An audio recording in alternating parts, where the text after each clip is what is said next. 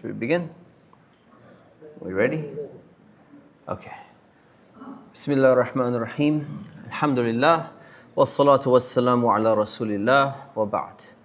So, Fir'aun challenged Musa and his brother to a competition. And he invited all of the magicians around the entire empire of Egypt to come to this place where the gathering is going to be held. And so everybody came. Even the Israelites, they also came too.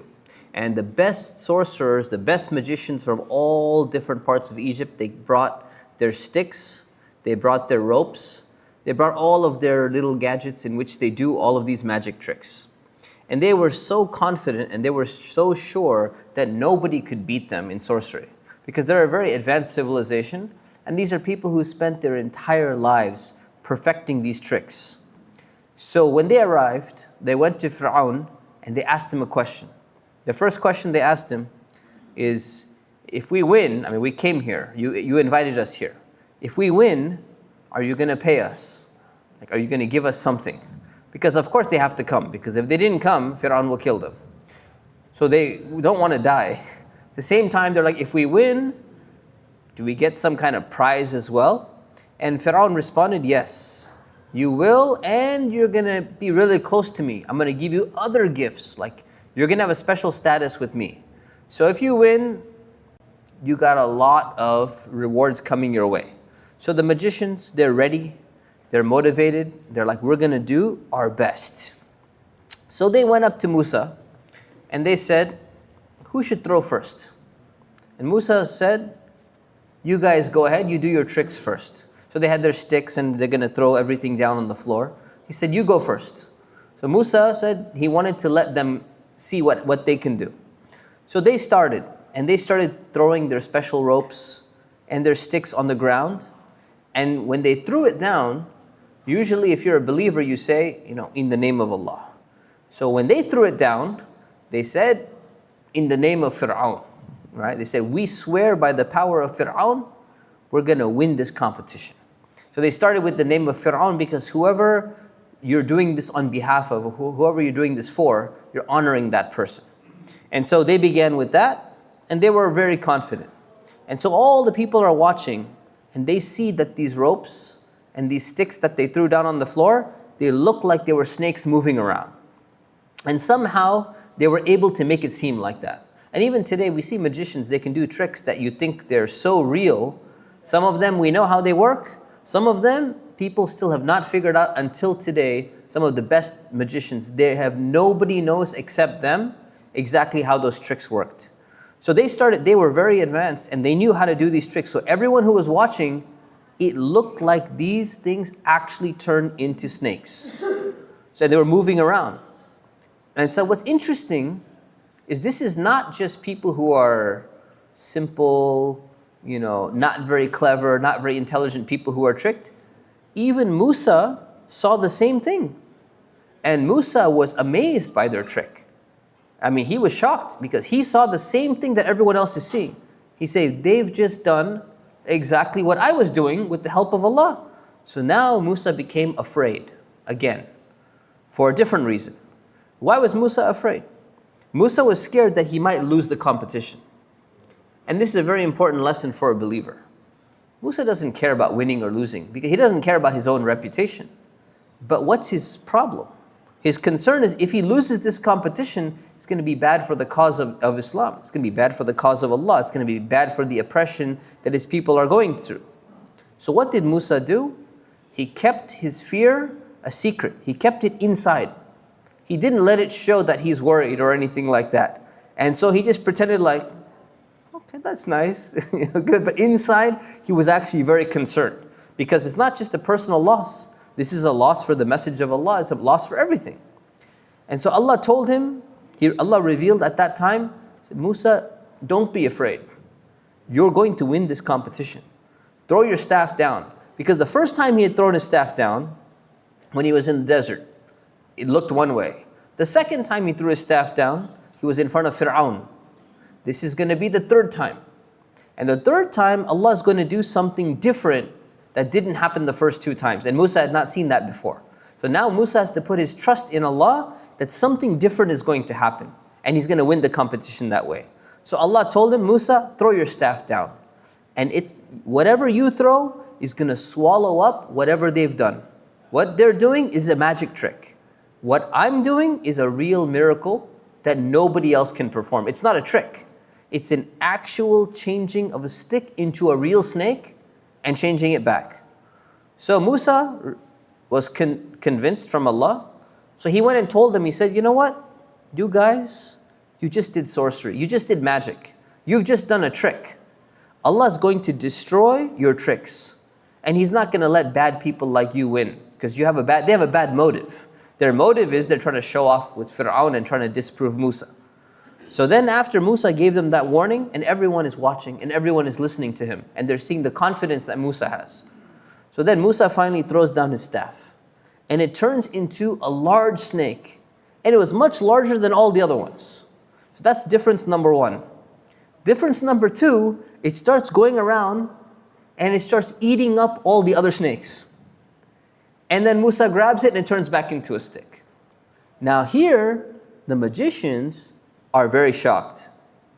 So they couldn't believe what they're seeing. Now the magicians are concerned because they realized that this was not a magic trick. They know what magic tricks can do. So you can take a stick and a rope and you can make it look like it's moving around because they had something maybe under the sand, or they had some type of heat device in there that make it look like it's moving, or maybe they substituted with the snake. But they know there's limits. You can't just take a stick, throw it on the ground, turns into a snake. Okay, that's a magic trick. Then you make the snake like fly up into a bird and then come and like, I don't know, turn into a fish. There's limits to what a magic trick can do. And so they know, these are people who spent their whole life doing these tricks. They know the limits of what tricks are and what real miracles are. And immediately, these magicians realized this, what just happened right now with Musa, this is not a magic trick. They were playing magic tricks. He's not playing a magic trick. They were experts in sorcery. And so they realized this is a true miracle from Allah. There's no other explanation for this. So the first people to believe were the magicians themselves. And they openly declared, they said, we believe in the Lord of Harun and Musa. So whoever you're saying that created the world, this Allah that you're talking about, we believe in Him. Because the only one that could have made this happen is this creator of the entire world. And it's interesting because so far, all the prophets that we've seen so many miracles that different prophets have done. And like, threats and punishments and everything like that. And people did not believe in those miracles. The people of Salih and the camel came and all of those miracles. People did not believe in those things. This is one of the first groups of people that we see that they witnessed a miracle and they believed in the miracle. And so they were the first people to accept. And then they went down into sajda, they prostrated themselves and they said, we believe in the Lord of the worlds. So they made sajda to Allah, they prostrated to Allah instead of to Fir'aun. And they said, we've changed our mind. We have become Muslim. We are accepting what Musa and Harun are telling us. And we are accepting that this is a true miracle from Allah. So Fir'aun is watching this. All of his ministers are watching this. All of the Israelites, the people of Egypt, they're all watching this. And Fir'aun is furious. And he brought these people to defeat Musa. And now what are they doing? They're believing in Musa. So now he's worried, not only because he's looking embarrassed, all the other people who are watching, they might want to believe in Musa as well and start changing their religion to Islam. So he shouted out immediately to the people. He said, how dare you believe before I gave you permission? So he thinks that he can control their hearts. He thinks he can control their thoughts. So Fir'aun was such a powerful person. He can control their body, he can punish them, he can torture them, he can whip them, whatever it is. But he thinks that he can control their thoughts too. But you can't control the thoughts of somebody. Even if you have physical power over someone, doesn't mean you control the way that they think. So he was so arrogant, he said, you have to get permission from me before you even try to accept believing in Musa. And then, obviously he knows that's not going to work, because that's just something you shout out when you're really arrogant. So then, he started thinking for a moment. He says, no, we got a problem here. How do I resolve this problem? And remember, Fir'aun is a very clever man when it comes to arguing. So he started making an accusation against them. He said, wait a minute. I know exactly what happened. Musa is your teacher. Musa this whole time is your teacher of magic all this time. Originally, he's the one who taught all of you, and this is a trick, and you guys have been planning this for years. This is a setup against me, and you've been planning and plotting to take over my kingdom for years, just so you could take over Egypt and get in my position of power. He says, just watch what I do to you guys. I'm going to get you.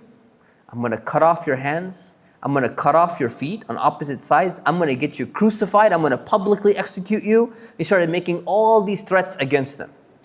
And so usually what people would do is they'd be so scared. They said, we were just kidding. We didn't mean it. We actually believe in you. What did the magicians say? These people just accepted Islam.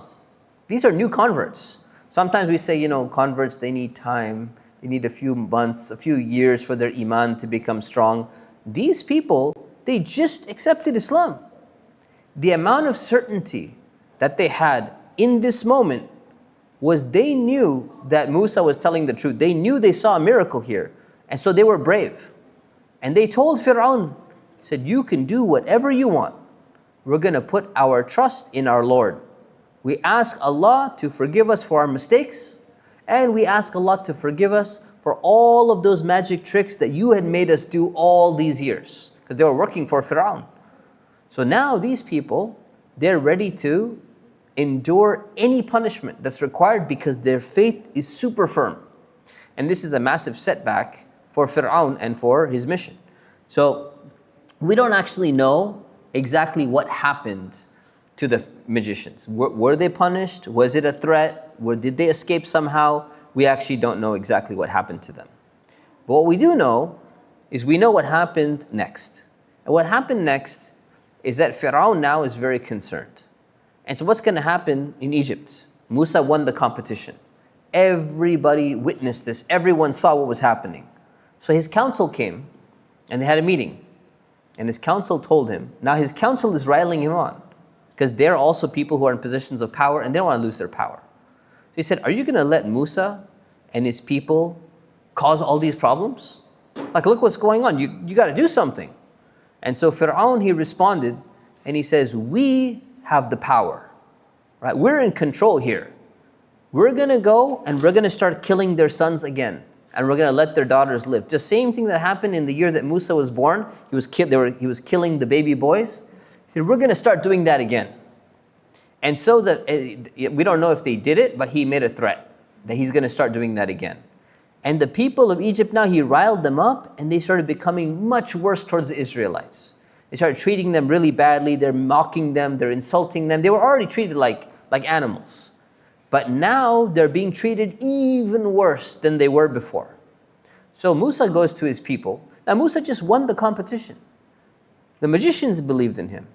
I mean, he was successful. He did everything that he was supposed to do. This is a victory. This is a success. And so he goes to his people, the Israelites, the Bani Israel, who are worshipping Allah. They're accepting Musa as a prophet, at least apparently, outwardly. The people of Egypt are not. So Musa goes to his people and he gives them advice. He said, I know things have gotten really bad. Ask Allah for help and you have to be patient. Remember that all lands in the world, everything belongs to Allah. And Allah can change whoever is in power over any place whenever He wants. So right now, Fir'aun is in charge. It could be any day now. Allah can replace Fir'aun and put somebody else in charge. So what did the Israelites respond to this advice that Musa is giving them? This is their prophet. This is them witnessing the miracle in front of their eyes. They have seen that Musa won the competition. I mean, he's doing everything right. He's doing everything he's supposed to do. What's their response? They didn't want to be patient.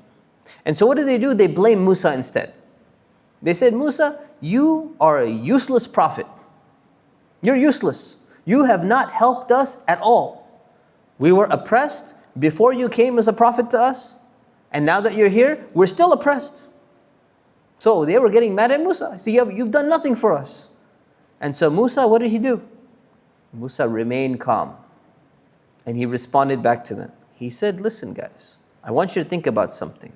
Maybe your Lord will destroy your enemy, Fir'aun, and the people of Egypt, like the leaders of Egypt, and maybe he'll put you in power to see how you behave. Why don't you think about that? So Musa is giving them a very important lesson. He's saying, listen, you guys are oppressed right now. You're not behaving the way you're supposed to behave. You're accusing me, I'm your prophet. You're accusing me and you're getting mad at me, and you're in a position of oppression. If Allah destroys your enemy, Fir'aun, and He puts you in the position of power that Fir'aun is in, you become the leader of this land, how do you think you're going to act? And this is a very important lesson. Because when people, is it easier to act bad when you're in a position of power or you're in a position of inferiority? It's easier to act bad when you're in a position of power. Because you think no one can stop you, I have power, you become arrogant, you think you're better than everyone else, you have all these soldiers around, you have money, you say, I can do whatever I want and I can get away with it. So you feel like you can get away with things, so you act worse. Now if you're going to act bad when you're being oppressed, when you flip, if Allah puts you in a position of power, you're going to act even worse, and that's what Musa is warning them. So you don't want to do that. If you guys don't start changing your behavior right now, then you don't deserve to be in a position of power later on, because you're going to be even worse. Because power is a test. When people get in a position of power or authority, they can potentially act worse than they were before. So he's giving them a very good reminder that you guys need to correct your behavior right now and stop this accusing me and getting mad at me and stuff like that. Be patient. Allah is going to do something. Allah is already giving you steps and signs towards something that's giving you victory, but you're not being happy about it. So this is the situation right now when it comes to the Israelites. And then Fir'aun's own wife, and this is what's going on. Fir'aun is oppressing the people, he's getting mad and everything, but he doesn't realize that his own wife, Asya, her name was Asya, she actually believed in Musa. And she believed in the message that Musa brought. So there was a believer inside of Fir'aun's own house. But she kept it a secret. She did not tell her husband. Because she knew that her husband is a tyrant. And she knew that her husband is going to punish her. So this is the interesting thing. Fir'aun is oppressing the Israelites because they only pray to Allah. And he doesn't realize that his own wife is praying to Allah directly in his own home, and he doesn't even know what's going on. So, Asya, I could have this palace, but I want something better in paradise. And I want you to save me from what my evil husband is doing. Protect me from him, and protect me from ever becoming like him. I don't want to become like him. And so this is a dua she used to make. And Allah accepted her prayers. And Asya in Islam is known as one of the best women, the best Muslim women who ever lived in the history of the world. So her name is very, very important to remember. The wife of Fir'aun was a true believer. In one of the most difficult circumstances, she remained firm in her faith. So after this, Allah wanted Fir'aun to get a few more chances. Maybe he's going to change. Of course, Allah knows, but He just wants to show that, hey, we're giving people chances. He wants to give the people of Egypt a few more chances. So what does He do? I mean, why give a chance to somebody? Allah always gives people a chance. And so some people, they learn when you deal with them gently and nicely, they may learn their lesson. Some people, they don't learn by being dealt with gently. You need to pinch them, you need to smack them a little bit, you need to shake them a little bit, and then they might actually wake up and learn their lesson. People are different. So Allah wanted to make sure that they have all different opportunities to hear the message properly and to reflect upon it and think about it. So Egypt was a very fruitful land. For thousands of years, Egypt, because of the Nile River, it has lots of fruits and vegetables and grains and all of that, because the Nile River is a very important river in the world. It makes that land very prosperous. So Allah decided, we're going to send another famine to Egypt. We've seen one famine before. The time of Prophet Yusuf, there was a famine. So now Allah is going to send another famine. But this time, there is no opportunity to store up any grain in advance like before. So Allah sent this famine. And they have a shortage of water. They have a shortage of food, and the food was not have enough food. And so this should have made them realize that they, even though they're the most powerful civilization at the time, one of the most powerful civilizations in the world, they're still dependent on Allah's blessings. They're not completely independent. They're not fully in control. It's what happens even today. Big countries, they think they're superpowers in the world. They have so much wealth, so much technology. Allah sends one earthquake, one tsunami, one shortage of food, something's not growing, one disease. Look at COVID. COVID shut down the entire world. Everyone who had all the power, weapons, nuclear weapons, armies, everything, whatever technology they had, shut down everything in the world. People sitting at home, they can't even go outside. One little thing Allah decides can uproot everything that's going on, no matter what people have. So Allah decided to send a famine to Egypt so that they wake up and they realize that, hey, we're not really in control. Allah's the one who's in control. So what did they do instead? Did they learn their lesson? No, they went to Musa and they said, you know what, this famine, it's your fault. You're to blame. Because when you came and you did this whole magic thing and you said you're a prophet and everything, now we got hit with the famine. So you're bad luck. And you and your followers, you caused this. You're bad luck for us. And so this is their response. Instead of recognizing that, hey, this is a sign from Allah, because of the way you guys have been acting, Allah is doing this, what did they do? They shifted the blame and they put it on something else. And that's what people do. When they don't want to admit, they don't want to learn the lesson and realize they're making a mistake, you shift the blame and you say, no, that person's at fault. No, that other person's at fault. No, you're the one who did this. Can't accept that you are actually doing something wrong. So then, Allah decides to send 5 more signs to them.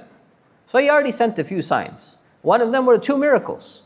The stick turned into a snake, the hand coming out white, you got the famine here, and now you got 5 more signs coming.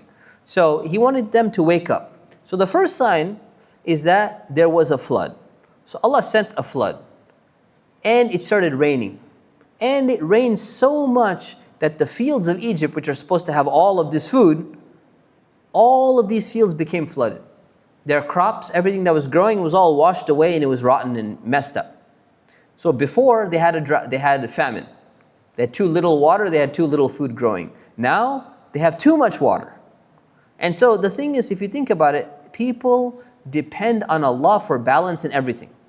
If you got too much water, you got a problem. If you got too little water, you got a problem. That's the way life is. If our earth was a little bit closer to the sun, just a little bit closer to the sun, we'd all burn up and die. If it was just a little bit further from the sun, we'd all freeze and die. It's exactly where it's supposed to be. And if the balance that Allah has created everything in gets messed up just a little bit, it's over. It's over for everybody. So that's the first sign of the 5 that He sent. And then He sent a second sign. He sent a swarm of locusts. Locust is they're like large grasshopper-looking insects. And they move around in swarms. And they go around and they devour and they can eat up crops. So they sent these swarms, Allah sent these swarms of locusts to go, and it went on their crops and started eating up all of their crops and messed up everything. And so their whole balance of their civilization was messed up. And so just think about Fir'aun. He's got a powerful army. They have the best swords, the best armor, the best chariots, the strongest and the fastest horses. Can they fight off locusts? No, they can't fight off locusts. They have the most advanced technology. They got catapult. They have every advanced technology to destroy any army in the world. But they can't fight a swarm of locusts. Shows how pathetic they really are. You think you're strong, but in reality, you're not. Just like the same thing. Nuclear weapons, we got the superpowers have nuclear submarines ready underneath, floating around in the ocean, and they can launch a nuclear missile, destroy somebody else. Somebody gets COVID on that submarine and they're all dead. They're all sitting in the submarine, they all die. That's it. Something so simple and it's all gone. So this is a lesson, a second lesson from Allah. Then Allah sent a third sign. And the third sign was lice. And if you know what lice is, Lice is like these little bugs that get inside your hair. And you gotta use like a lice pick, or you gotta shave your head just to get them out, and you see your head start itching. So they had lice infestations all over Egypt, in the homes of all the Egyptians. And you look at the Israelites, the Bani Israel, they have no lice. All the lice are on the people of Egypt, the ones who are oppressing the Israelites. So there's lice in their beds, and it's in their heads, and it's getting on their clothes, and all over the place. Disgusting. And their weapons, what are you gonna do? Take your sword, you're gonna stab yourself in the head? You can't. You can't fight off these lice. So this was the third sign of the 5 that he sent. Then he sent frogs. He sent waves of frogs. The frogs were all over the land of Egypt. They were in their home. They would get all over the place, and it was just a headache. Frogs were everywhere. And then Allah sent a 5th sign. And the 5th sign was blood.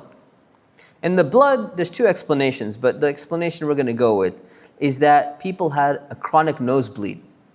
Something to do with maybe the heat or the atmosphere or something. People started having chronic nosebleeds where their nose would just keep on bleeding. And what happens when you get a lot of blood loss from a nosebleed? You start getting really tired. You got to drink a lot of water, it really drains you.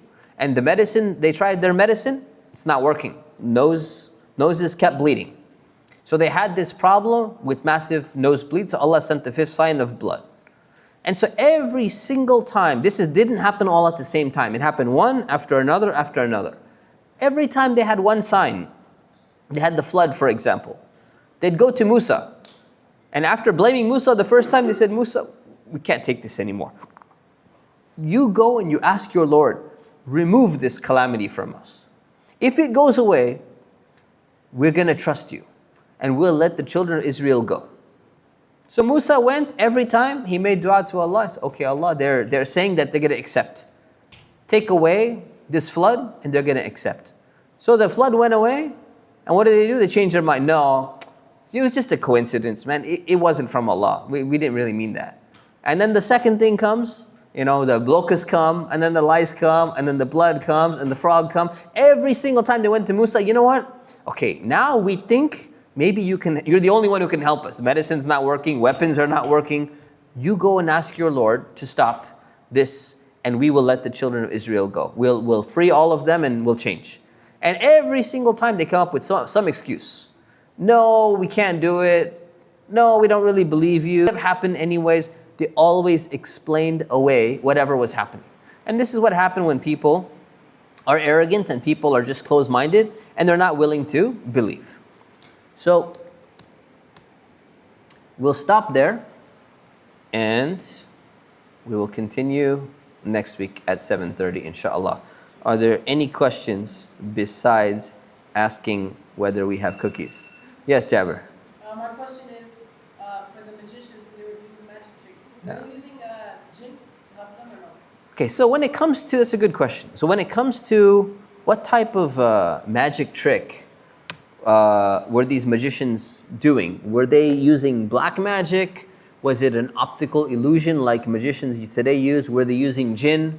The reality is we really don't know.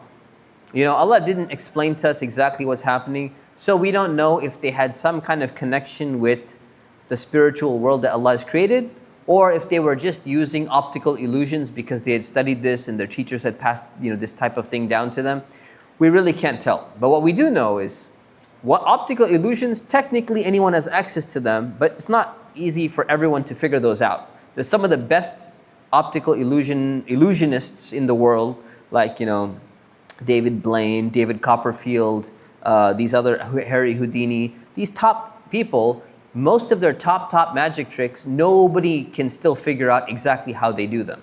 Right? They reveal some of them, and some of their best, nobody knows how they're done. So even that would have been sufficient to actually get them into the status of being a magician and really impressing the people. Could they have been in line with some forces of jinn or something like that? They could have, but we don't know for sure. So we say Allahu A'lam, Allah knows best because He didn't explain to us. Other questions, Yusuf?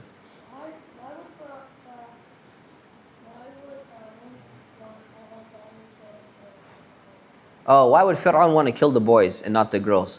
So the reason is, the boys have the potential to become soldiers and form an army, become like a leader and a general, and they're going to take over his kingdom. So his fear was that they're going to become soldiers and they're going to fight against his kingdom. That's the main reason for targeting the boys.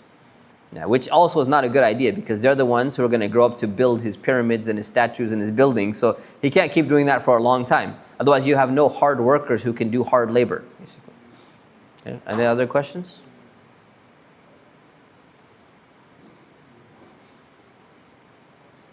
Okay, then we will see you next week, inshallah. Subhanakallahumma bihamdik. Ashhadu an la ilaha illa ant. Astaghfiruka wa atubu ilayk. Assalamu alaikum wa rahmatullahi wa barakatuh.